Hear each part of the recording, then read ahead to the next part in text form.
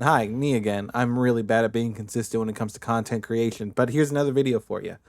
When it comes to video games and excitement for video games, there always comes a moment where you hear something that just kind of irks you the wrong way. And that has now happened finally for Dragon Age The Veilguard. We've gone so long between Dragon Age The Veilguard's announcement to where we are today, with zero red flags coming up whatsoever, in my opinion. People, of course, are entitled to their own opinions overall, but I would say generally the fan reception to what to expect when it comes to Dragon Age The Veilguard has been pretty good until this past week. And I don't necessarily remember exactly when it was because I have not been keeping a close eye on everything that is going on with Dragon Age The Veilguard in terms of its marketing or any of what it's been revealing lately, because it's been revealing a lot lately, I feel, and I just don't want to know everything going into the game. I still want some surprises. Of course, I don't think that they're going to spoil the entire game before it comes out, but I know I'm sold. I'm already sold, so I'm steering clear of more content that they are releasing and revealing. Except for Dragon Age Vows and Vengeance. You should be listening to that podcast if you're not. But the topic of this video is, of course, the big red flag that is currently like right in front of Dragon Age The Veilguard that you can't really ignore if you are a longtime fan of Dragon Age, a game franchise that launched back in 2009. And when it came to Dragon Age Origins into Dragon Age 2, your choices mattered. When it came into Dragon Age 2 into Dragon Age Inquisition, those choices mattered. All in all, those three games, all of your choices reflect the next game and the next game. That is no longer true. That will not be continuing going forward with Dragon Age The Veilguard. The real piece of news here is that when it comes to creating your world state for Dragon Age The Veilguard, we are no longer using Dragon Age Keep, which, of course, you all know, is how we set our world state for Dragon Age Inquisition, because for a lot of people, that would have been from going from like the 360 to an Xbox One, and those saves don't really transfer the same way. So they had this whole online system where you'd go to the website. It's still up now. Who knows for how much longer, which is a little bit worrying. There's a whole website where you can set up all of the choices you've made in Dragon Age Origins, in Dragon Age 2, and they would all be set in stone for your playthrough of Dragon Age Inquisition.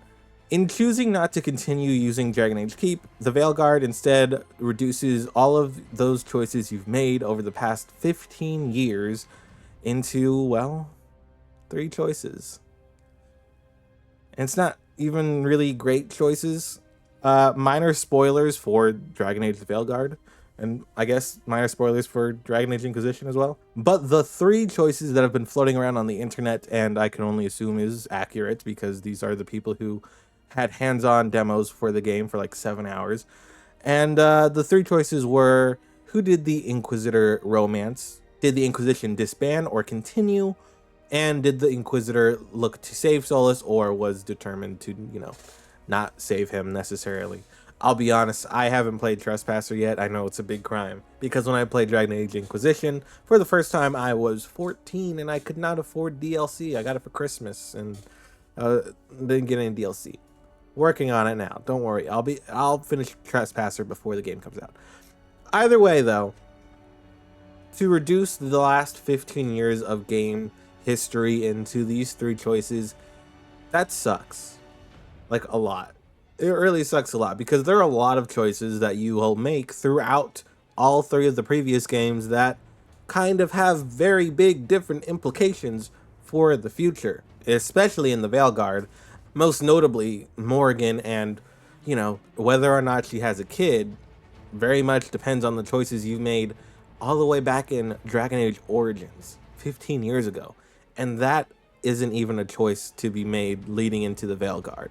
So it kind of makes you just feel like nothing you did mattered for the last 15 years. All this time you invested in these characters and in this world, and all the choices you've struggled with and just like had internal turmoil over, they don't matter. And a lot of them, there are some pretty difficult choices to make. One of the biggest ones in Dragon Age Inquisition I can think of is whether or not Hawke, the main character, the protagonist of Dragon Age 2, is still in the Fade. because of course you have the option to either say, Hawk, you got to stay here, fall on your sword, or whoever the Grey Warden with you is to tell them to stay. Either way, it's a pretty big deal that the main character, the protagonist of the second game, could be alive or dead. The same could be said for the main character of the first game. The hero of Ferelden could be dead, they could be alive, who knows? Apparently no one in Dragon Age The Veilguard knows, because I feel like that should be a very important decision to say up front in the game. I'm not saying that Dragon Age The Veilguard needs to take into account every single choice we've made over the last 15 years, but something as simple as just saying, oh, is Hawk still alive? Is the hero of Ferelden still alive? Does Morgan have a child? Things like that, that just add, it's not even adding a little bit of flavor, it is like very big things. Whether or not characters are still alive or whether or not a character ever existed, it seems important. It seems weird to me that the Veilguard isn't taking into account some of those choices. I understand not every choice, but some of these choices have very big ramifications. And it's something that I feel especially with Dragon Age The Veilguard, because in my original playthrough of Dragon Age Origins, like 10-15 years ago, the hero of Ferelden died. I didn't do the dark ritual because I was like, that seems sinister, I'm not going to do that.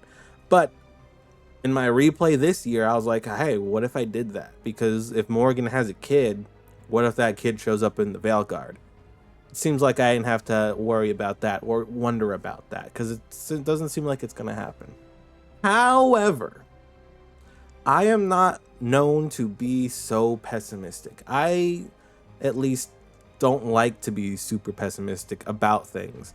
So this is where I am coming from when it comes to hearing this news. Of course, naturally, what you already witnessed in this video, that was my initial reaction. But upon further thought, I feel better about it. And of course, this is me completely just consoling myself and coping with the fact that nothing I did mattered. Or what I am gathering from this is that, okay, Dragon Age The Veilguard is a very separate story, even though some characters are still overlapping, like Varric and Morrigan and who knows who else, but you know, it's besides the point. What I am gathering from this is that Dragon Age The Veilguard isn't going to be the end-all be-all Dragon Age game that I initially thought it was going to be when it was first announced, because of course, after 10 years since Dragon Age Inquisition, to finally have a new Dragon Age game coming out imminently,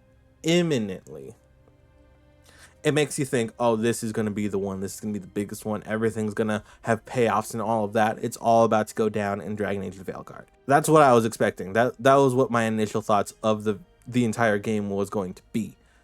But now that we're clearly seeing that a lot of the big choices, a lot of our choices in general just don't matter for the Veilguard all that much, it's telling me that this isn't going to be the, for lack of a better term, the end game of Dragon Age. It is more so just another Dragon Age, a reintroduction to Dragon Age, because we've been gone for so long and the entire gaming landscape has changed in the past 10 years.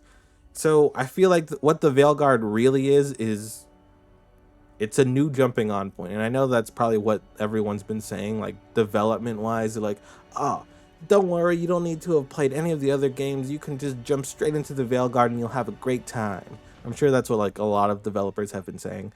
And it's true, I definitely feel like that is what is the case. And then when the Veilguard is the massive success it is set up to be, then they'll be like, all right, you see that? You see this 20 million sales? That's an outrageous number. It's not going to hit that because like no game does that really, except for Nintendo. But you see how much this game sold? People care about Dragon Age. People care so much about Dragon Age The Veilguard that all of these newcomers to the franchise, they're going to go back to Dragon Age Origins, Dragon Age 2, Dragon Age Inquisition, and then they're going to be like, wow, what? None of these choices meant anything in the Veilguard.